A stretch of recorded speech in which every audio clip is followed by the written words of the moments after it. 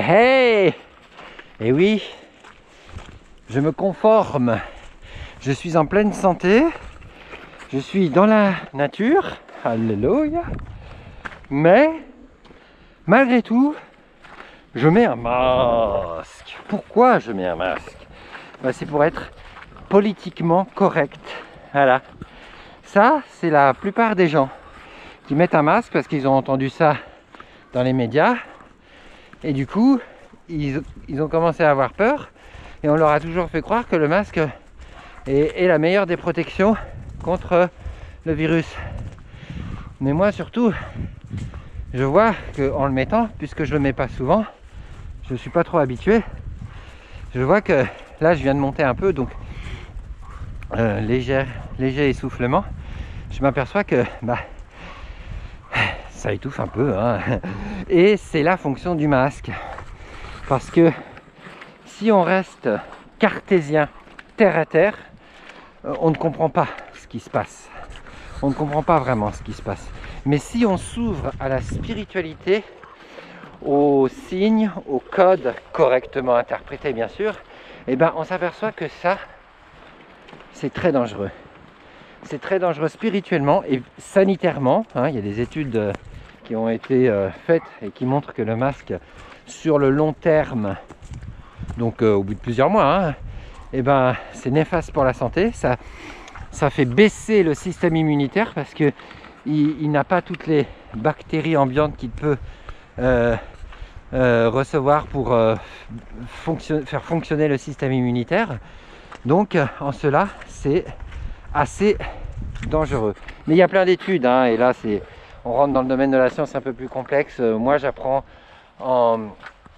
juste les principes de la science parce que je ne suis pas scientifique. Je suis un citoyen lambda, en fait, j'ai le niveau à peu près de la moyenne. Mais depuis cette crise Covid, ce programme Covid, j'ai décidé de me renseigner un peu plus pour au moins connaître les symptômes. Les principes et justement les symptômes et tout ça, quand est-ce que ça vient, pourquoi, ceci, cela. Et les symptômes sont les signes de la vérité de ce qui se passe. S'il n'y a pas de symptômes, il y a une bonne santé.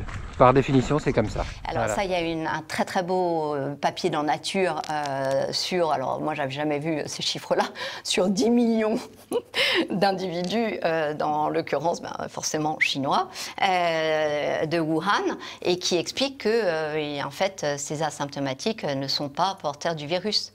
Donc en fait, tout ce que nous vivons actuellement en termes de traumatisme, alors à moins que les Chinois, on m'explique qu'ils sont vraiment ethniquement tellement différents que eux, quand ils sont asymptomatiques, ils sont pas contagieux, ils sont pas contagieux, mais que nous aussi, ce qui est quand même un peu curieux. Enfin, vous voyez l'honnêteté intellectuelle, où est-ce que je la pousse? C'est-à-dire que j'essaye toujours de trouver des hypothèses. Mais enfin voilà, pour moi, on doit se rendre à l'évidence que cette histoire d'asymptomatique, elle ne tenait pas. Et effectivement, en fait, c'est assez simple, c'est que si je suis PCR positif, il faut quand même avoir un certain nombre de particules virales dans la salive pour être contagieux, et que logiquement mon organisme, si j'en ai beaucoup, est en train de réagir d'une façon ou d'une autre, et donc j'ai quelques symptômes. Ça peut être une petite fièvre, ça peut être une grande fatigue, ça peut être des signes dermato, ça peut être, comme vous le savez, le cortège des signes de Covid-19 qui étaient très très très divers. Comme ça. Voilà. Mais ça, on en reparlera encore parce que je pourrais exposer ça un peu plus, mais il faut que je reprenne certaines sources. En attendant, je voulais juste parler du masque. Et malheureusement, on est dans une société où on est obligé de porter le masque. Si on ne le porte pas et qu'il y a les forces de l'ordre, ils peuvent nous embarquer. Donc, il faut trouver des alternatives. Et moi, j'en ai trouvé une pour ceux qui veulent mettre le masque. C'est de se servir du masque pour annoncer le message que vous avez à cœur. Voilà, ça c'est déjà quelque chose. Par exemple, attention, je vais changer de masque et hop, hop là, et voilà. Voilà ce que je mets quand je suis obligé de mettre le masque parce que sinon c'est pas possible. Et il y a des fois où on est obligé de le mettre. Donc tant qu'à faire, autant s'en servir comme panneau publicitaire. Alors, après, il y en a qui le font déjà hein, avec des messages, hein, aimons-nous, la paix et tout ça. Mais ce qui est important, c'est de sensibiliser les gens par rapport à cette grande arnaque du masque.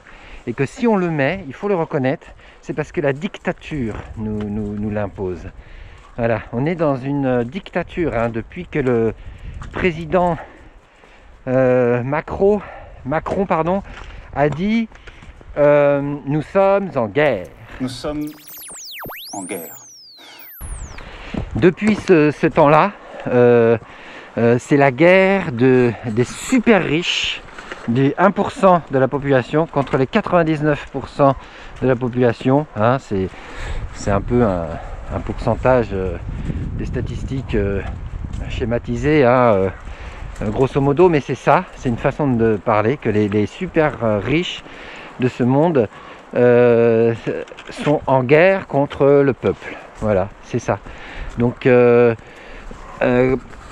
c'est important de comprendre ces choses et donc malheureusement quand la dictature s'est trop imposée, c'est difficile parfois de ne pas porter le masque et alors des fois il faut le porter, mais portons-le intelligemment quand on est obligé de le porter avec un message qui alerte, qui éveille la conscience des autres.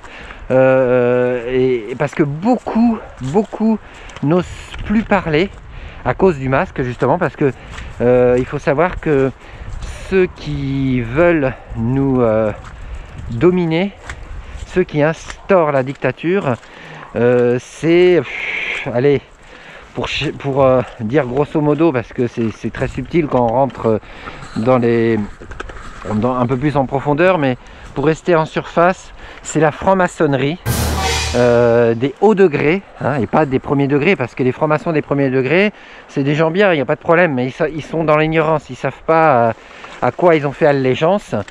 Et il faut savoir que dans la franc-maçonnerie, il faut faire partie de la franc-maçonnerie d'ailleurs pour avoir un certain pouvoir dans ce monde.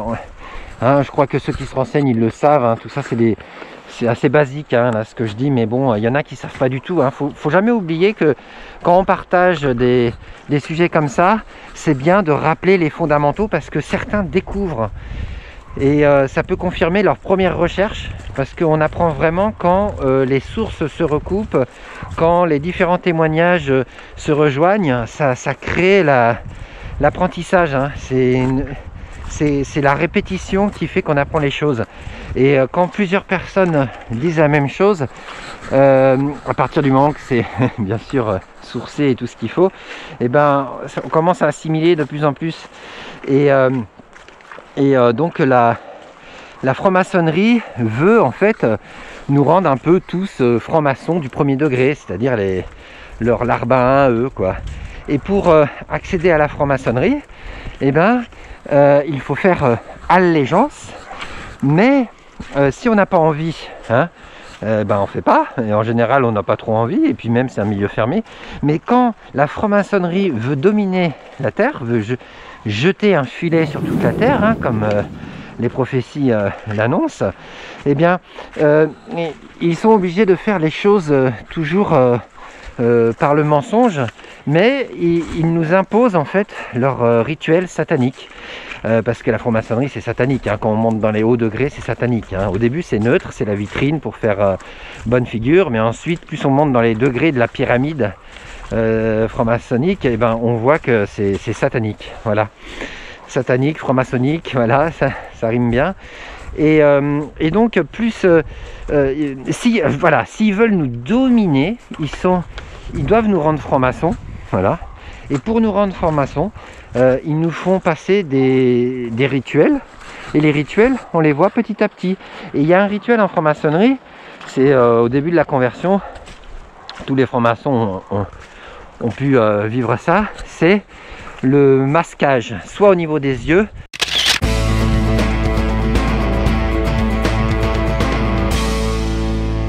soit au niveau de... Il y a plusieurs rituels bien sûr, mais il faut que le visage soit couvert, ce qui va à l'opposé du visage découvert que Dieu nous demande d'avoir, parce qu'il faut avancer à visage découvert. Seconde épître aux Corinthiens, chapitre 3. Or, nous tous, contemplant à face découverte la gloire du Seigneur, nous sommes transformés en la même image, de gloire en gloire, comme par le Seigneur en esprit.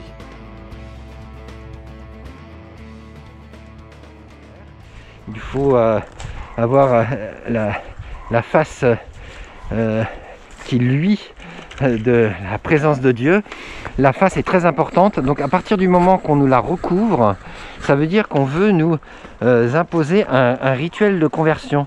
Parce que la conversion, en fait, c'est un peu une mort à soi-même et une résurrection dans la nouvelle vie. C'est pour ça qu'il y a le baptême d'eau dans beaucoup de religions, de croyances, ce qui est bon, hein, ce qui est normal, parce qu'on s'efface complètement et on ressort. Et là, le rituel d'effacement, c'est le masque. On efface notre face. Voilà. Et on ne peut plus se faire face à face et contempler la lumière divine au travers de ceux qui se sont imprégnés de la lumière divine, parce que le masque empêche cela. Et donc ce masque est très stratégique et c'est la symbolique du rituel de la franc-maçonnerie. L'initiation maçonnique. Lors de l'initiation, le profane devient un initié. Le profane est reçu avec un bandeau sur les yeux et subit les épreuves de la terre, de l'eau, du vent et du feu. Il meurt alors symboliquement pour renaître franc-maçon et devient apprenti. Cette première phase peut durer de quelques mois à plusieurs années.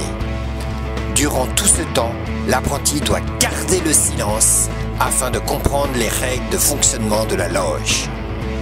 C'est typiquement ce que l'on subit. Les tourments primaires de la société masquée, plongée dans le chaos, sans pouvoir librement contester à cause de la dictature. On est muselé jusqu'au moment où l'on deviendra suffisamment soumis.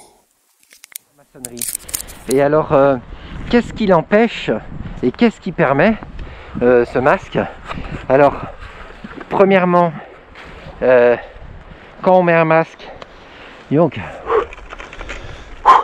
chapeau, hein, ceux qui sont habitués, vraiment, bah, vous êtes habitués à rester enfermés là, parce que, donc, j'ai de la morve et tout qui coule. Bah oui, normal, on s'en aperçoit pas, mais il y a beaucoup de choses qui restent dans le masque, hein. Allez, courage, hein, c'est pour le temps du partage. Et puis, je dois un peu m'habituer à l'avoir parce que des fois, je suis obligé de le mettre. Enfin, c'est presque jamais. Mais bon, si, quand même, ouais, enfin, tellement peu de fois parce qu'il y a aussi l'écharpe qu'on peut mettre. C'est même mieux, l'écharpe à mettre. Parce que ce n'est plus un masque, hein, en hébreu qui veut dire macéra, et donc c'est une idole en fait, hein, enfin bon, ça c'est un autre sujet, c'est un autre point que je veux pas aborder là. Là, ce que je veux aborder, c'est la sensibilité spirituelle, et qu'est-ce que le masque change à cette sensibilité spirituelle, parce que depuis un moment, je comprends pas pourquoi il y a si peu d'intelligence, de sensibilité spirituelle chez tous ceux qui portent le masque régulièrement en fait. Je ne comprends pas, sauf ceux qui le mettent et qui savent et qui disent que c'est un piège, c'est un conditionnement, je le mets parce que je suis obligé mais je suis pas d'accord, et qui comprennent. Eux, malgré le masque, ils arrivent à tenir bon. Parce que le problème du masque, c'est qu'au bout d'un moment, on s'y habitue et on le cautionne. Et c'est plus fort que nous. C'est normal d'ailleurs. Quand on fait quelque chose, au bout d'un moment, on le cautionne. Sauf si vraiment on a une force de caractère qui comprend la vérité.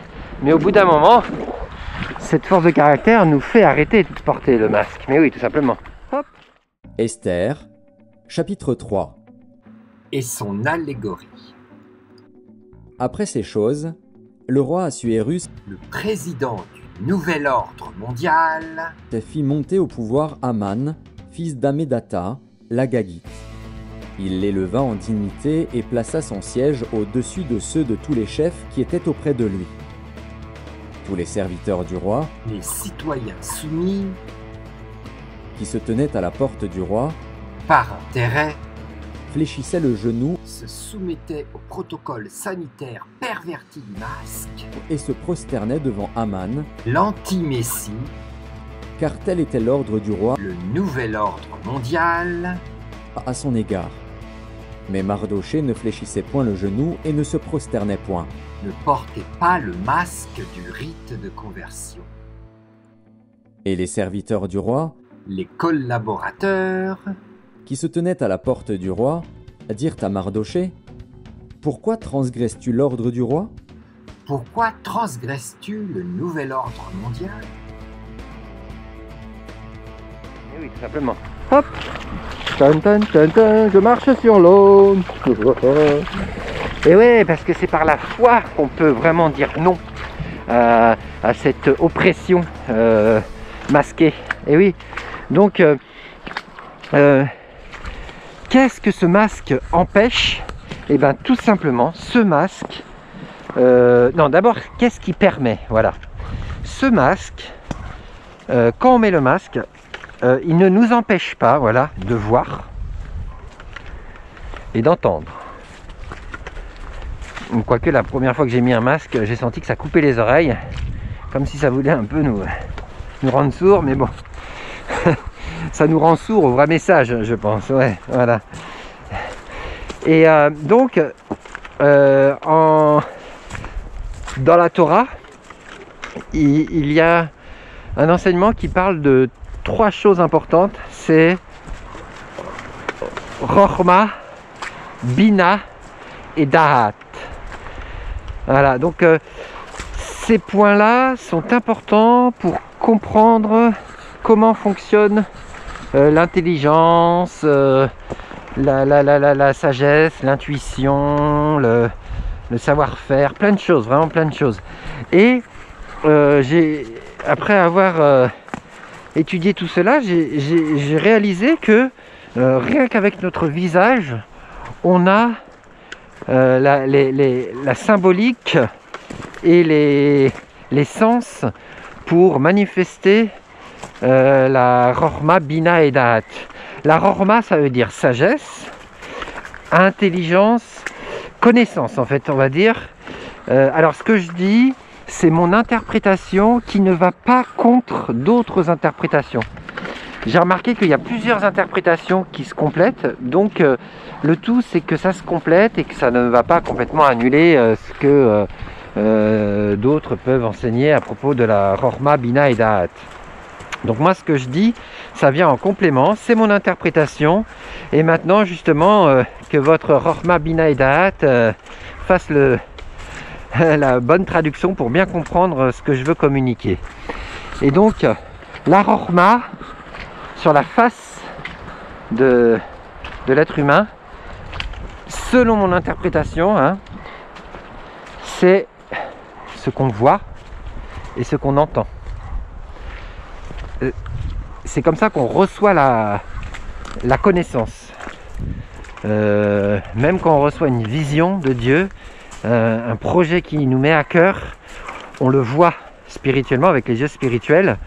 C'est la première chose, on voit les choses, on reçoit la connaissance par ce qu'on voit et ce qu'on entend. Ça c'est la Chokhmah, c'est on reçoit l'outil qui est la connaissance. Voilà, et donc ça, ce n'est pas voilé par le masque, parce que de toute façon la franc-maçonnerie doit nous enseigner sa connaissance. Sa connaissance qui passe au travers des médias, au travers de ce qu'on entend à la radio, et donc ils doivent nous conditionner par la vue, ce qu'on voit et ce qu'on entend. Donc ça, ils nous les laissent, ces sens-là. Donc ça, c'est la Chokhmah. Et la Chokhmah franc-maçonnique, parce que la Chokhmah, c'est un outil, donc elle peut être Chokhmah de Dieu, Chokhmah de ce qu'on veut, hein, la sagesse humaine, c'est une sorte de Chokhmah, c'est la gnose par exemple. La gnose chez les Grecs, c'est leur Chokhmah à eux. Voilà, ça c'est la Chokhmah. Et Et donc, quand on reçoit la chorma de la franc-maçonnerie, eh ben, on a peur, on suit à la lettre ce qu'ils nous disent, ce qu'on vit là depuis 1 an, depuis le programme Covid. C'est tout à fait la chorma franc-maçonnique satanique que l'on reçoit. Et ça fait des gens apeurés, ça fait que notre système immunitaire il baisse de plus en plus parce que toutes les conditions de stress, d'abus de masques et tout ça, beaucoup de choses font baisser notre système immunitaire. Et donc ça c'est la chorma. Ensuite, il y a la bina. La bina, c'est comment dire, la sensibilité, l'intuition, quand on commence à mettre en pratique notre connaissance, on apprend à se familiariser avec.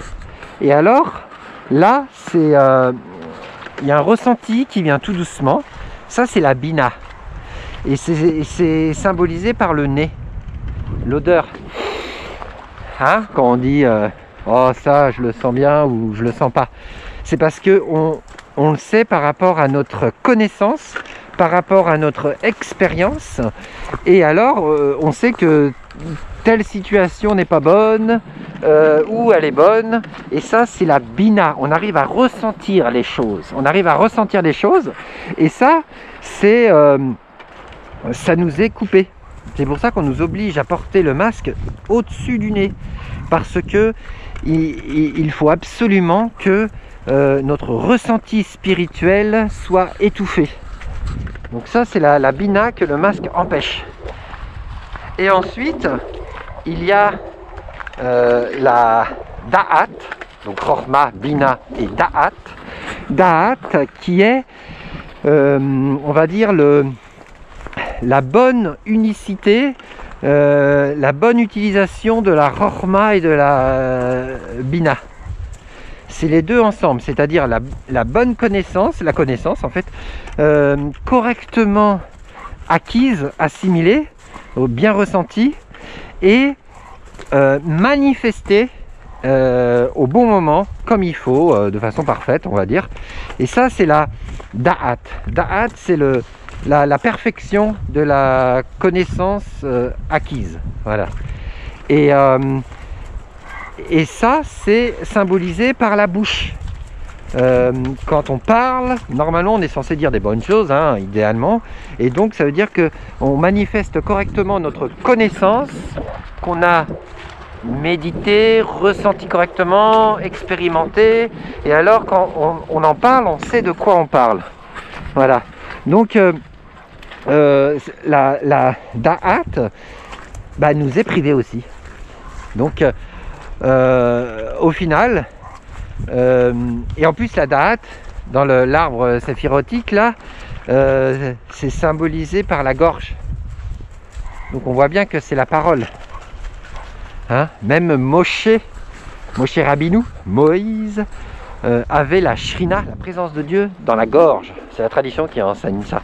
Ça veut dire qu'il avait une date au top. Voilà. Donc il avait une bonne chorma et une bonne bina, une bonne connaissance, une bonne sensibilité et une bonne, on va dire, mise en pratique, une bonne manifestation de chorma et bina. Donc il avait une bonne date, mais parce que il était proche de Dieu, quoi. Donc la franc-maçonnerie, le rituel franc-maçonnique avec le masque nous empêche d'avoir une bonne bina et une bonne da'at. Mais on reçoit juste la chorma parce qu'il nous enseigne des choses. C'est un enseignement de vie, hein, mais de vie qui a une odeur de mort, hein, au final. Hein, mais c'est leur vie à eux, c'est leur enseignement maçonnique. Et donc, au travers de ce masque, on apprend à se taire, on apprend à ne plus ressentir, et on apprend juste à appliquer bêtement, comme on nous dit de faire, ce qu'il y a. On a juste la vue et l'audition et on applique. On n'a plus le droit de parler, on n'a plus le droit de ressentir. Sinon, si on commence à remettre en question, on fait tout tomber parce qu'en fait, tout ce plan, tout ce programme Covid, c'est un château de cartes qui ne tient sur rien, un château de cartes quoi en fait. Ça tient que sur des cartes, le moindre courant d'air, donc le moindre ça fait tomber. Voilà, ça fait tomber. Donc d'ailleurs je retire ça Oh, je vous invite à le retirer aussi. Ah bah dis donc, c'était une épreuve pour moi, parce que j'ai pas l'habitude, mais voilà. C'est aussi pour montrer que je ne suis pas contre le masque quand il est correctement utilisé. Je suis contre le rituel satanique qui se cache derrière le masque. Ouais. Et donc j'invite tout le monde à comprendre que... Enfin, j'invite à comprendre, ouais, ce serait ça l'idéal. À comprendre que la sagesse qu'on reçoit, la sagesse, c'est-à-dire la connaissance, hein, qu'elle soit bonne ou mauvaise, mais la rorma qu'on reçoit, elle doit être épluchée, étudiée, méditée, mise en pratique avec beaucoup de bon sens. Mais il se trouve que si on commence à l'étudier, à la méditer correctement, viens on passe par là mon grand. Je parle à mon chien hein, qui est là, il fait sa balade. Hein. Toujours en laisse parce qu'on est dans une zone de chasse et il faut être sage quand même. Hein. Il faut savoir retenir quand il faut. Hein. Voilà, donc voilà, c'est pour ça que toutes les notions de prévention sont bonnes quand c'est au bon moment, dans les bonnes conditions. Mais si on abuse sur ces préventions, eh ben, ça veut dire que ça cache quelque chose et donc on doit exercer notre bina. Il y a la connaissance qui vient, on doit l'étudier, la bina et tout ça, la ressentir et ensuite pouvoir annoncer correctement par la da'at. Et ça, c'est précieux, c'est très précieux. Et donc j'invite tout le monde à prendre le temps d'étudier tout ça, comme en ce moment le test PCR, c'est vraiment un pilier fondamental de la supercherie. Parce que c'est lui qui relève beaucoup de faux positifs qui sont déclarés positifs et du coup ça fait monter le pourcentage et donc le nombre de cas parce que beaucoup vont faire les tests PCR alors qu'ils sont même pas malades. Donc comme ce test PCR prélève beaucoup de choses autres que le virus en question, et ben il est souvent relevé positif. Donc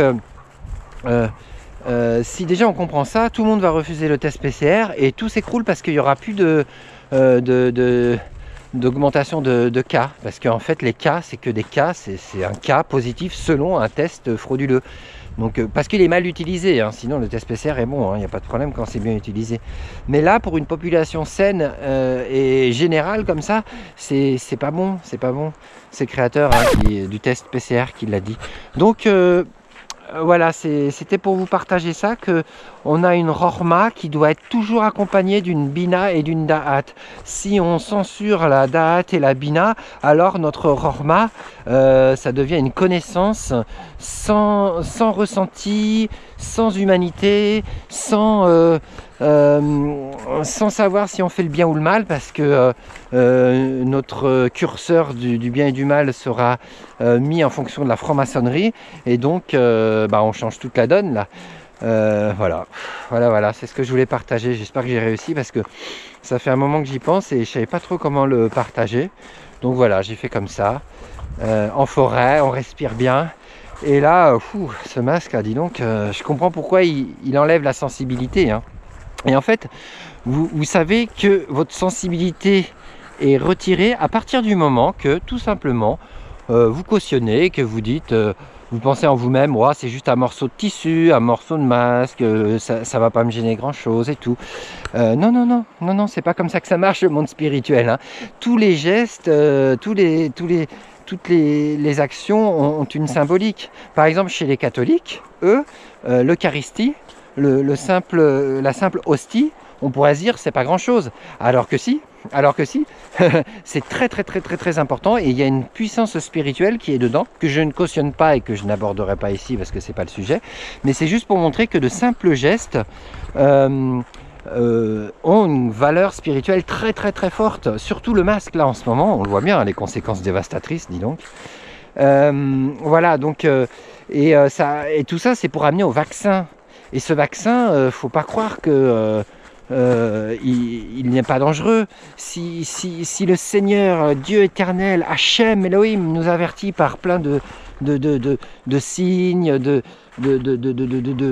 d'informations, d'indices et tout qui montrent que c'est pas un vrai vaccin, parce qu'on le voit bien que c'est pas un vrai vaccin. Hein. C'est une thérapie génique, il y a plein de doutes, il y a déjà eu beaucoup d'effets secondaires. Enfin voilà, il faut faire gaffe quoi. Hein.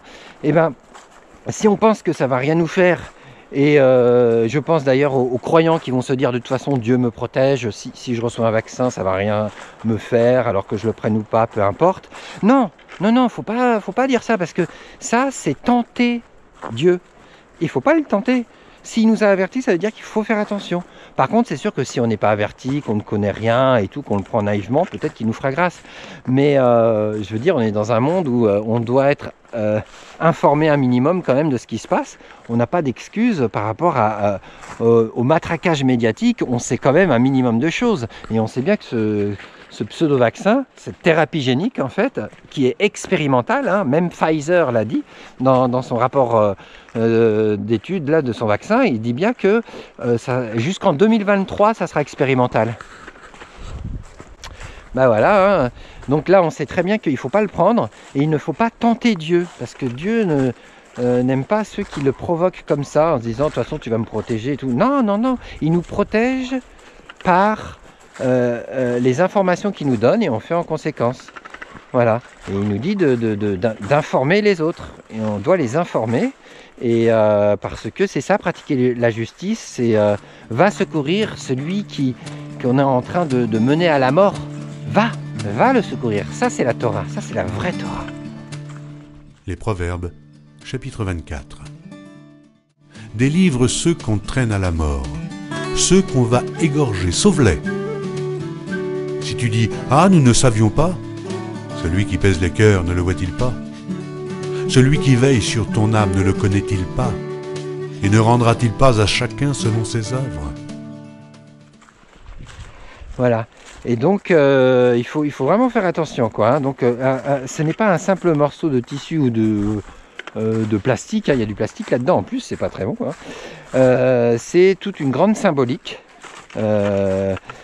Par contre, c'est bien de le mettre quand on est malade vraiment et quand on va dans des lieux très très craignos comme en hôpital et tout. Oui, d'accord. Là où il y a une grande probabilité d'attraper quelque chose, oui. Donc c'est bien le masque, mais correctement utilisé et non pas en extérieur où il n'y a rien à craindre. Non, là c'est un rituel franc-maçonnique, ça se voit. Et ne pas recevoir ce vaccin en croyant qu'on sera protégé. Non, il ne faut pas tenter Dieu, ça c'est pas bien. Et donc il faut informer les gens et bien sûr leur rappeler que de toute façon tout ça, hein, si on ne vient pas à Dieu, si on ne se convertit pas, mais pas à une religion mais à la foi, si on n'est pas réconcilié avec l'Éternel, et bien tout ça, ça ne nous servira à rien parce qu'on périra aussi à la fin. Donc, parce que j'ai aussi eu droit à cet argument que, tu sais, annoncer tout ça, ça sert à rien parce que Luc chapitre 13 enseigne que toutes ces choses qui arrivent, et ben si on ne se repent pas, si on ne fait pas teshuva, si on ne revient pas à Dieu, alors tout ça ne servira à rien parce qu'on périra également. Oui, c'est vrai, mais faut annoncer le message de réconciliation avec l'Éternel, ok, sans négliger les autres choses. Et oui, parce que si on demande juste, on avertit juste, on annonce juste le message de l'Évangile, hein, de la bonne nouvelle, donc hein, la réconciliation avec Dieu, hein, et ce n'est pas une religion, s'il vous plaît. Ça ne veut pas dire que les chrétiens se sont emparés de l'Évangile, que c'est chrétien. Non. Ils s'en sont emparés, ils l'ont un peu déformé d'ailleurs, mais en tout cas l'Évangile, c'est juste la traduction, parce qu'il faut quand même faire une traduction, on peut, de la Bessora Tova, la bonne nouvelle, que les prophètes ont annoncé depuis que les prophètes annoncent les choses. C'est la chose la plus importante que les prophètes annoncent, c'est le libérateur viendra de Sion, et Sion, c'est le deuxième nom de Jérusalem, hein, c'est pas le faux mouvement sioniste, hein. Ça c'est encore autre chose, hein. Je ne cautionne pas du tout les sionistes politiques parce que c'est pas des sionistes en fait, c'est des faux sionistes, voilà. Donc voilà, enfin il y a tellement de messages, c'est dingue, hein. C'est, oh là là, ah Seigneur Dieu éternel, permets-nous de nous en sortir. Enfin, je vais m'arrêter là parce que ça fait 26 minutes. Désolé, ça fait beaucoup. Donc, je m'arrête et ben voilà, que Hachem puisse nous protéger et que nous puissions pratiquer la justice, annoncer aussi l'évangile, mais sans négliger les choses ici-bas, parce qu'il y a plein de choses à annoncer et il faut venir en secours à ceux qu'on mène à la mort. Et tous ceux qui vont prendre le vaccin sans savoir, il y a un grand risque de courir à la mort parce que c'est une thérapie génique. Donc c'est sur du long terme, c'est pas que en une fois. Déjà quand une fois il y a des dégâts, déjà ça commence. Mais alors quand ils vont en faire plusieurs, parce que là on est parti pour tout le temps. Hein. Ça, ah oui, c'est pour ça, c'est pas juste un vaccin une fois. Hein. Ah non, tous les ans, et qu'est-ce qu'ils vont mettre à chaque fois dedans, enfin... Bref, allez, je m'arrête là. À bientôt, et voilà. Que la grâce de l'Éternel puisse nous venir en aide. Alléluia, à bientôt. Paul, viens. Viens revoir la caméra.